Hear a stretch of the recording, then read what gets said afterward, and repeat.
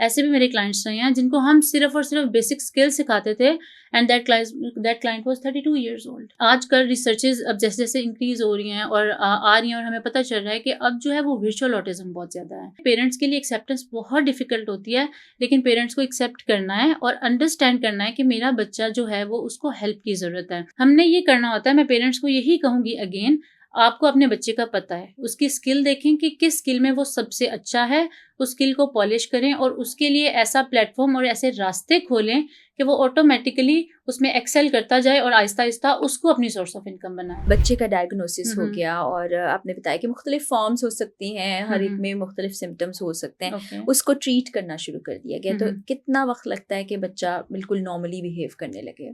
Okay, so it depends on the condition. बाज़-औक़ात ऐसा होता है, देखिए I won't give any false hope. बाज़-औक़ात ऐसा होता है कि इतना सवेयर होती है ये कंडीशन कि हम बच्चे की जो ज़िंदगी होती है वो थेरेपी पे डिपेंडेंट हो जाती है। लाइक हम उस केस में बच्चे को बेसिक लाइफ स्किल सिखाते हैं, खाना कैसे है, अपने कपड़े खुद कैसे पहने। लाइक ऐसे भी मेरे क्लाइंट्स रहे हैं जिनको हम सिर्फ और सिर्फ बेसिक स्किल सिखाते थे and that client was 32 years old. तो आप ये अंडरस्टैंड कर सकते हैं। तो बाज़-औक़ात कंडीशन परसिस्ट करती है, बट अगर बहुत माइल्ड सिम्पटम है, here's come another thing.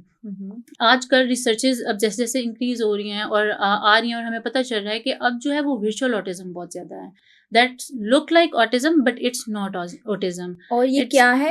It's because of different factors हैं। स्क्रीन टाइम की वजह से हो सकता है, इन्वायरमेंटल फैक्टर्स की वजह से हो सकता है, पेरेंटिंग के कुछ जो हैं वो लैक्स और लूप होल्स हैं जिनकी वजह से हो सकता है। Still there are researches going on virtual autism, but it exist. तो पेरेंट्स को लगता है कि बच्चे को ऑटिज्म है, लेकिन नहीं होता। तो ऐसी जो कंडीशन होती है वो थेरेपी से फेड अवे हो जाती है और बच्चा जो है वो किसी भी मेन स्ट्रीम स्कूल में जाने के लिए इजी गुड टू गो हो जाता है। ठीक है। और ऐसे कौन से चैलेंजेस हैं जो बच्चों के अंदर आते हैं और जिसपे माँ बाप परेशान हो जाते हैं कि हमारा बच्चा सुस्त है, स्लो है, स्कूल में पढ़ नहीं पा रहा, बच्चों की तरह परफॉर्म नहीं कर रहा, वो नहीं समझते कि ये कंडीशन है? ऑब्वियसली अच्छा, it's related to learning disabilities in most of the cases. बात वही है ना कि शुरू में हम बच्चों को निगलेक्ट करते हैं जब उनको प्रॉब्लम आ रही होती है।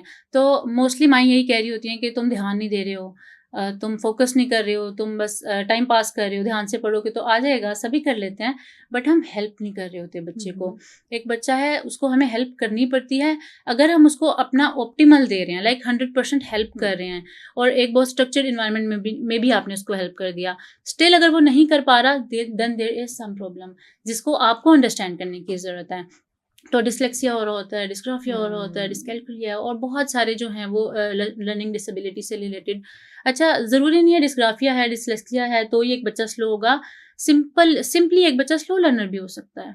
बाकी बच्चों से जो है वो थोड़ा सा स्लो प्रोसेस करता है, क्रिटिकल थिंकिंग में पीछे हो सकता है, मेमोरी रिटेन करने में उसको इशू आ सकता है। उसको और कोई इशू नहीं है, सिर्फ मेमोरी रिटेन करने में इशू आता है तो भी प्रॉब्लम आ जाती है।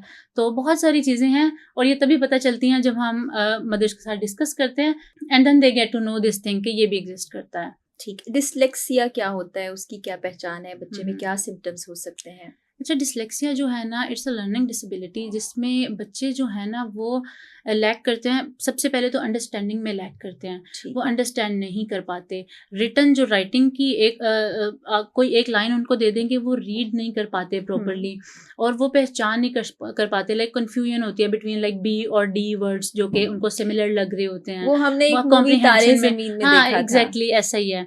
और इसमें उनको बहुत ज़्यादा जो है ना रीडिंग और राइटिंग रिलेटेड इश्यूज आ रहे होते हैं। ठीक है। और दूसरी एक और आपने लर्निंग डिफिकल्टी का नाम बताया, जिसमें मेनली राइटिंग रिलेटेड इश्यूज आ रहे होते हैं बहुत ज़्यादा। वो क्या सिम्टम्स हो सकते हैं? उसके सिम्टम्स जो होते हैं ना, ये बच्चे को जो है वो कॉम्प्रिहेंशन में इश्यूज आते हैं, राइटिंग में इशू आते हैं। लाइक एक पैराग्राफ जब वो बच्चा राइट कर रहा है, सोचता है, लेकिन जब उसको लिखने बैठता है तो उसके लिए वो पॉसिबल नहीं होता, उसमें बहुत ज़्यादा इश्यूज आ रहे होते हैं उसको।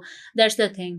और कुछ हाईलाइटेड चीज़ें होती हैं। देखें, जब आपका बच्चा बैठ रहा है ना, बाज़ माएँ कहती हैं कि ये बहुत अच्छा है, ये बहुत ज़्यादा पिक कर लेता है, ये बहुत इंटेलिजेंट है। ज़्यादातर जो है ना वो इस चीज़ को एक्सेप्ट नहीं करते और वो कहते हैं हमारा बच्चा बहुत शार्प है, आप इससे कोई बात कर लें या आपको किसी टॉपिक पे बात कर लेगा।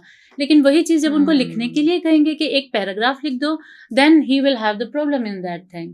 तो यहाँ पे इश्यूज आ रहे होते हैं बच्चों को। अच्छा आमना, देखने वाले बहुत से लोग शायद वो सेशंस की तरफ ना आए, शायद इसी पॉडकास्ट से कुछ टिप्स लेना चाहें, तो ऐसे बच्चे जब स्लो लर्नर हैं हैं या डिसलेक्सिया है या ऑटिज्म की तरफ हैं, उनसे माँ बाप का कैसा बिहेवियर होना चाहिए? क्योंकि नॉर्मली हमारी माएँ सख्ती करती हैं, मारपीट भी करती हैं, वो क्या बच्चे पे असरात मुरतब करता है ऐसा रवैया? अच्छा, आपका क्वेश्चन बहुत अच्छा है, क्योंकि मैंने जितनी माँ को देखा है शुरू में फ्रस्ट्रेट होते हुए देखा है और पैनिक करते हुए देखा है, क्योंकि हम कंपेयर करते हैं अपने बच्चों को दूसरे बच्चों के साथ। तो अगर आपका बच्चा, पहली बात है, अगर स्पेशल नीड्स के साथ नहीं भी है ना, you don't have to compare your child.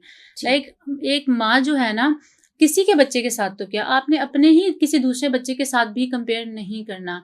I understand कि परेशानी होती है कि मेरा बच्चा, क्योंकि जब एक बच्चे को डायग्नोज लर्निंग डिसेबिलिटी होती है ना, चाहे वो कोई भी है, बच्चा बहुत ज़्यादा रेस में पीछे रह जाता है।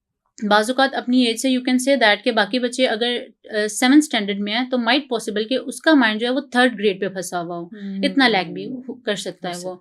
तो यहाँ पे पेरेंट्स के लिए एक्सेप्टेंस बहुत डिफ़िकल्ट होती है, लेकिन पेरेंट्स को एक्सेप्ट करना है और अंडरस्टैंड करना है कि मेरा बच्चा जो है वो, उसको हेल्प की ज़रूरत है। आपने बच्चे के साथ एम्पैथेटिक होना है। लाइक बच्चे को ये डीप डाउन फीलिंग आनी चाहिए, like my mother can understand me.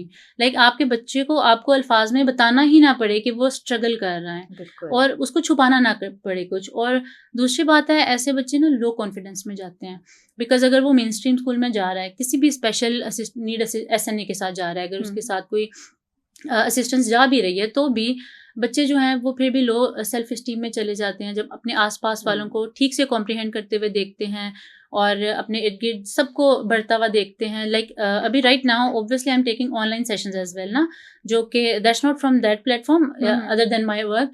तो I am taking learning disability sessions, तो उसमें बहुत सारे मेरे 1-2 क्लाइंट्स हैं, बहुत ज़्यादा लो सेल्फ स्टीम होती है कि हमें हर सेशन में यू कैन से कि स्टार्ट हमें काउंसलिंग से करना पड़ता है कि बच्चा जो एक बर्डन लेके पूरे दिन का आ रहा होता है ना, उसकी एनर्जी 0 पे होती है, बल्कि समटाइम्स बिलो 0 होती है। तो पेरेंट्स के लिए ये टिप है कि आपने बच्चों को काउंसिल करना है। आपने उनको हर टाइम जो है वो लेक्चर नहीं देना, उनको ब्लेम नहीं हाँ, करना। उनको blame, that's a very good point कि ब्लेम भी नहीं करना और लेक्चर भी नहीं देना कि ऐसे करो ऐसे करो, उसको सब पता है कि क्या करना है। द पॉइंट इज वो कर नहीं पा रहा। yes. तो यहाँ पे हमने उसकी हेल्प करनी है कि उसको टाइम देना है, ईजी। अभी नहीं किया कोई बात नहीं, अगले साल कर लेगा, उससे अगले साल कर लेगा, पूरी जिंदगी पड़ी हुई है। तो आपने बच्चे की एकेडमिक्स पे उसको जज नहीं करना, बिकॉज अच्छा फर्क भी यहाँ पे मैं एक चीज़ बताऊँ, पेरेंट्स बहुत ज़्यादा परेशान होते हैं, स्पेशली जो लड़के होते हैं ना, उनकी माएँ बहुत परेशान होती हैं कि ये आगे जाके क्या करेगा, जॉब कैसे करेगा, बिजनेस, जैसे मेरा बच्चा है उसको मैथ्स में इशू होता है, एक और है उसको भी इस तरीके से मैथ्स में है।